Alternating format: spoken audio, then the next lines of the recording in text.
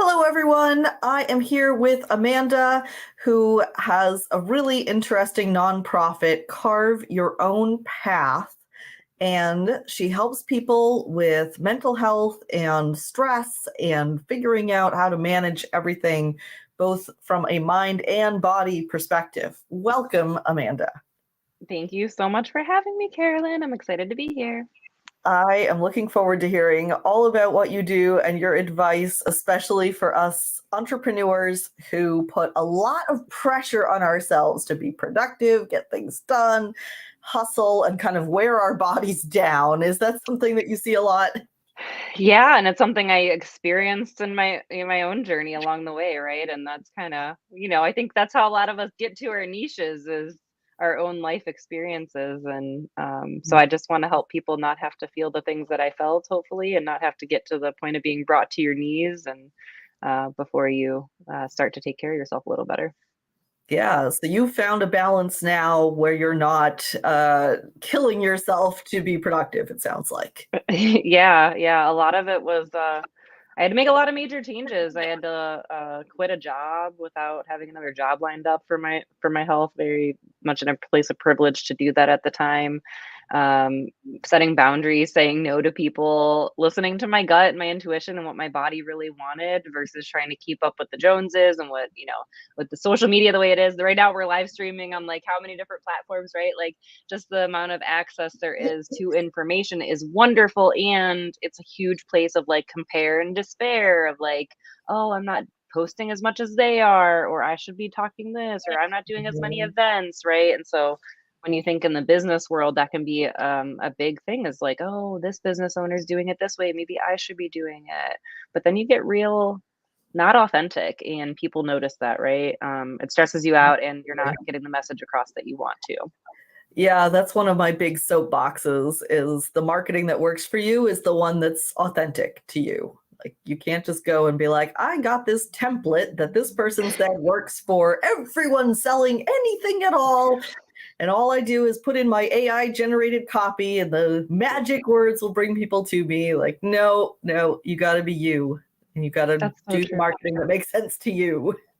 Yeah, I mean, and if I think about it, and I'm sure it's the same for you and anybody else listening or watching, is like the people that you've connected with or chose to engage with for a service or a business or whatever it is as a consumer, you most likely weren't doing it because of their well-crafted pitch, right? It was their personality or a feeling you got when you looked at their marketing or their website or listened to their video or it's a feeling that you get. It's a resonance. It's a relating to that authenticity. And oh wow, they said that. I can be like that type thing. Yeah. I would love to hear where you started from and how this journey took you to where you are now. Yeah, so it's really funny if you go way back. My mom saved like way too much from my childhood. Honestly, I'm like, Mom, I don't want any of these things for the most part. Like, just get rid of them. But one of the things that she did save that was wonderful was a lot of my schoolwork. And so if you look back, there was like the second grade assignment that was on the very first day of class. Like, what should a teacher be? I think it was, and there was a bunch of little different prompts in that light, and if you look at it, it's like there was just a little social worker in the making. Like it was all social justice, advocacy, human rights focused, but like in second grade language, like teachers should always be kind no matter what someone looks like, or just things like that, right? And so I always say like I didn't choose this profession. Like nobody I don't know. I mean, I don't wake up and like, oh, I want to be a social worker. And I didn't even really know what that was for most of my life. I just ended up being that person for people where I was standing up for them or advocating or saying I have a very strong sense of injustice and like sharing that with the world. And I got to college and I was like, well, I kind of like psychology, I guess, like how people work. And so I went for my undergrad in that and I got to like my third year and I was like, oh, I gotta do like 10 to 12 more years of school if I want to do anything with this degree. That's not going to be a thing. No, thank you.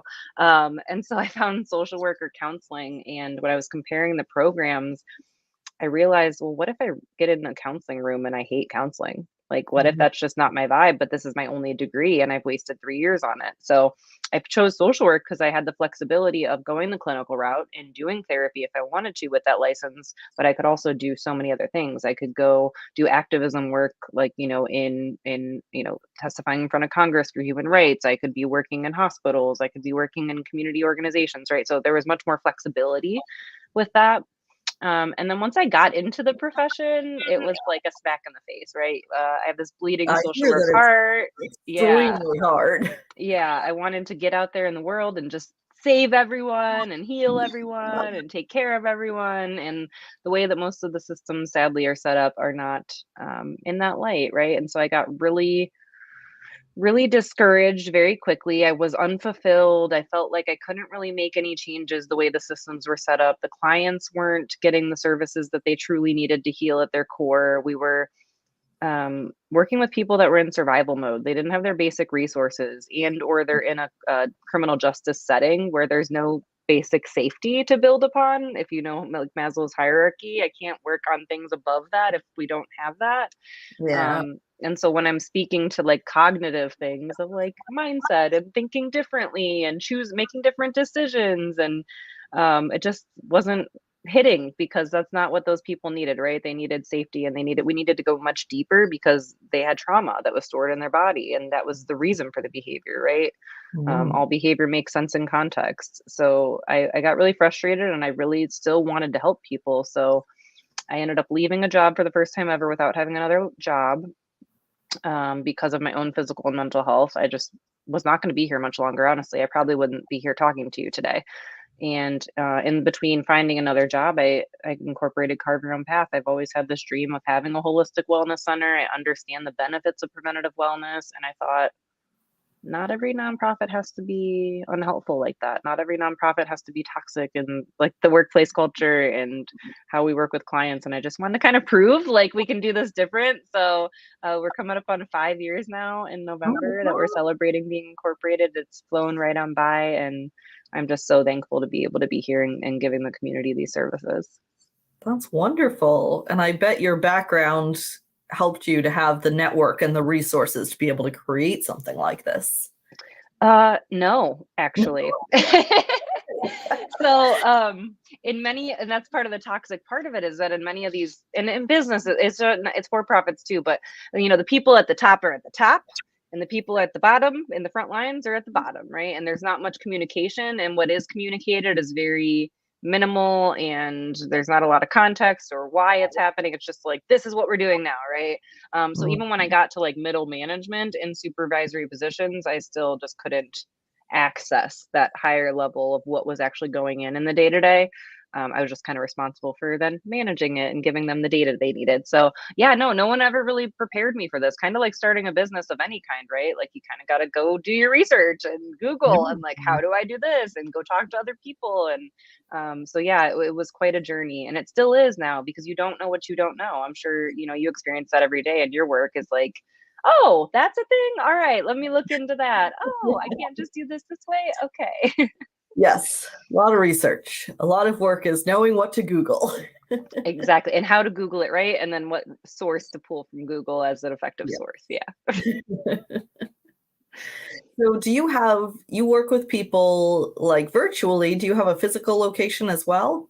Yeah, I'm actually here now. It's beautiful, it's a very residential setting. We're in Copley, Ohio. It's kind of by, like, the Akron area.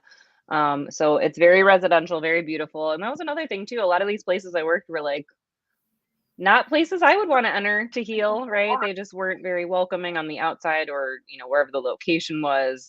So that was very intentional with this location here, was wanting to be welcoming and safe and have some nature around us. We have a little pond outside that sometimes I'll take clients out and sit next to and just get some fresh air, and there's lovely geese out there. But, I really wanted to have this space. So out here we have, two other counselors. So I have an art therapist, and then another clinician that also is a yoga teacher and Reiki master. So she offers yoga, like very restorative yoga classes and Reiki services. And then we also partner with businesses and organizations on their employee wellness, right, to help them understand how taking care of their employees will not only help retain them and better take care of their clients, but will also just be better for the bottom line of their business. Yeah. So I have been experiencing migraines for the first time in my life, which seem to be connected to me working too hard, pushing myself for too many hours, my body going, we got to find a way to shut this down. Yep. So, what would you recommend as like the first step of somebody who's starting to experience burnout or symptoms in the body? Like, what do they do to stop and go a different direction? We're really good at ignoring those signs. That's We not get really bad. so heady. We get so productivity focused. And even when you're in business for yourself, you do it even more because there's so much more work to do, right? And so if you're working for someone else and they have their own standards of how fast you should be working and how, the limits of things you should be turning in, that's exhausting. Society, like I said, comparing yourself to what everyone else is doing and feeling, oh my gosh, my house isn't clean like theirs is. I need to clean all day, or I need to buy these things and have my patio furniture out like my neighbors, and I need to have a giant party for my kid because my friends did that, right? Like we're always comparing and trying to do better. And that all happens up here in our head. And our bodies are just like trailing along for the ride, but they're getting the brunt of it. And so it's not until we like sit down sometimes and have that moment where then your body's like, hey, hey, and then you start to feel the head tension and the migraine, or you start to feel that lower back pain, or you start to realize your eyes twitching a little bit, right? Or you go to lay down at night and your mind's racing and you can't sleep and you have insomnia, or you wake up and you're panicking and you're like, oh, I just don't want to go to work, I guess, right? And we always explain it away and we ignore it and we push it to the side. I did that for far too long, and then I ended up with chronic health conditions and very, very, very scary active suicidal thoughts and ideations. And so I don't ever want anyone else to be there because even someone in my profession can get there. So my biggest tip for people is listen to your body, right? When it's communicating things to you, it's like an alarm, like a smoke alarm in your house, right? If a smoke alarm goes off, you're not just like, that's probably nothing. You go check it out, right? Like, even if you don't think anything's on fire, you go check it out, and then you're like, oh, I forgot to take the cookies out of the oven. Something's burning, right? Our bodies don't understand the stress and survival response in our body is very primal, right? So it comes from Mhm. times when we were cave people and we had to run away from the tiger. However, 8 a.m. meeting with your boss that you don't like that's going to add more things to your plate can ignite Like, that same tiger in you. And we don't understand the difference because we don't have context, right? Your body's not like, you're really stressed out because you have to go to work and your boss is probably going to yell at you. It's just like panic, panic, panic, run away or freeze, right? And so don't let it get to that point. In those little moments where it starts to say, "Ooh, my chest is getting tight," or "My breathing is getting labored," or "I feel really tense right now." How many days are you just sitting at your desk and you're like I'm doing right now? I'm hunched over, like I'm all tense. My shoulders and neck are all tense. Like how often do you just stretch? Like literally just even stretch and release some of that tension or notice the tension in your body. Get up and move your body. One of the best ways that you can move through a stress cycle is physical movement because your brain's like, oh, we're getting away from the threat. Cool. um, so that's a very long-winded answer because I could nerd out about this stuff all day. But the biggest thing is listen to your body, because if you ignore those things for too long, then they build up and they create long-term mental and physical health conditions. I think it's really hard to prioritize thinking long term like that and protecting your health, protecting your body, especially when you work for yourself and you know, like, if I stop, then the money stops. If I, Mhm. like, how am I going to make sure that I'm meeting those income goals that I have to meet? It's Yeah. very, very scary. Yeah, and it's like I try to flip the switch for people of short-term consequence, long-term consequence, short-term benefit, long-term benefit. So like right now it's benefiting you in the short term to work that way, but it's going to have very severe long-term consequences. So cool, today you're going to make money. Next week you might be laid up in a hospital and not and have an irreversible condition, right? Like disease doesn't come out of nowhere. It comes from unresolved stress and then, obviously other factors, environmental factors and things like that, but mostly unresolved stress and then diet and environment. So it sadly takes people I see it all the time, right? It happened with me when I was brought to my knees. It happened to my mom recently when, several years ago, I don't want to say recently, but when she had a cancer diagnosis. Like, I see this with people when they get chronic health conditions or some kind of disease and diagnosis, then they're like, okay. And it kind of shakes Now them I hit into the reality. They're brakes. like, I'm going Yeah. to eat better and I'm going to exercise and I'm going to take care of myself. And we got to do it before that, because then all the trauma's already been done to your body, and it's very hard to get back to a better baseline. Yeah, that makes sense. So who are the ideal people that come to you that you're working with? Are you working with a lot of like self-employed female entrepreneur types?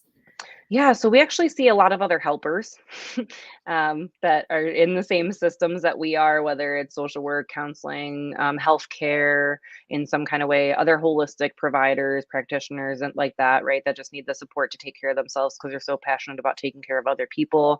Mm, And then we also work very heavily with the LGBTQ population, and just giving them a safe space of support, and coping in our current environment and society. fantastic.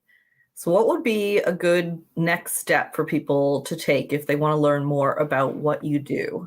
Yeah, so we're revamping, but there will be a redirect links depending on when you're watching this. So our website right now is carvemypath.org. You can check out all our services there. You can sign up for an email list, so that way when we're switching website domains. So when that all switches, you can get updates. You can also follow us on social, so Instagram or Facebook. We are CYOP Inc. You can also find us on LinkedIn that way. We try to be all over the place, share the information and education. Very nice. What is a final tip that you would like to leave us with? Oh, I already said it, so now I gotta come up with another one. I don't give people any preparation for these things. Usually it's listen to your body. And so I guess I'll just go a little deeper into that. Is there's so much noise out there, and like I said, social media is a gift and a curse at times, because you can have access to so much information, and people are coming to our services much more self-aware, having names for things, being able to label what they think's going on, which is great, and it might not always apply to you. So listen to your body, listen to what's going on with you, listen to your intuition. And when you're going to get support and someone might shut you down or say, no, that's not what I think it is, if your body is telling you full on, this is going wrong or that's not right advice, within your privilege, please go seek alternate, 2, 3, 4, 5, 6, 7 opinions, and build a wonderful team of support of healthcare providers, social supports, friends, family, whatever that looks like that you need. We are social creatures. We are pack species. So even though our world wants us to be very individualized and take care of ourselves all by ourselves, we need each other, both not only to succeed, but for our emotional and physical well-being. Wonderful. Oh, that's beautifully said. Even for introverts? Even for introverts. Because introverts just means you kind of need your space. You process things in Need a a different way, balance. right? But we still need people and we still need support. But listen to your body, because if you're getting too overwhelmed in a social situation, then you go home. That's okay. Lovely. All right. Well, thank you so much for coming and sharing some information with us about stress and how to stop giving ourselves diseases because we're working too hard. I know it sounds so shocking when you say it like that, but it truly is. It's called, in research, it's called the stress disease connection. So I'm not even the least bit surprised. I definitely feel that stress all over my body. And I'm like, yeah, this is doing bad things to my internal systems. yeah, and something you can take with you today is belly breathe. Like, it sounds so simple and you probably heard it a million times, but throughout your day, you're probably just very shallow chest breathing. If you just Mm, put your hand on your belly and as you breathe in, let it out. And as you exhale, feel it pull back in, and do that 3 to 5 times, you'll feel a little more relaxed. cool. Well, that's a good final tip too. All right. We got double the final tip. Well, I will wrap it up there. Thank you again. Thank